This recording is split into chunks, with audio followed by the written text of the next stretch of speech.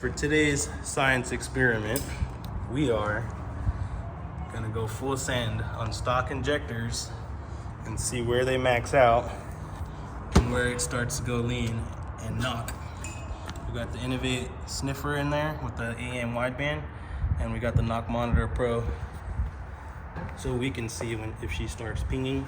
Then I got my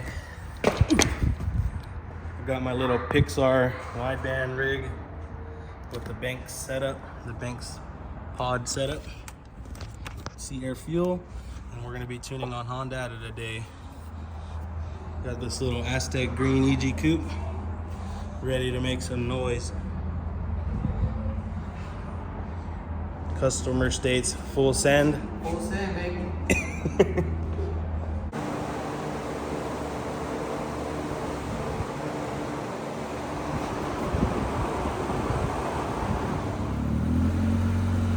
Alright guys, in this clip we were actually just syncing up the timing to the S300. That way in S Manager, the timing values I'm giving it match the engine's ignition output from the distributor.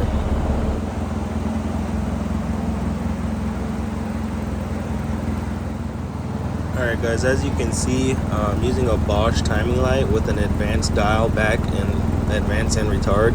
Now if you have good timing marks, you can have a basic timing light which is no advance, so it'll look for a mark at the exact RPM it's pulsing on number 1 cylinder. And if you have a TDC mark, you can look at that, or you can look at your advance mark. Whatever your base ignition timing is supposed to be at idle, that's what you'll lock the computer to, lock your car to.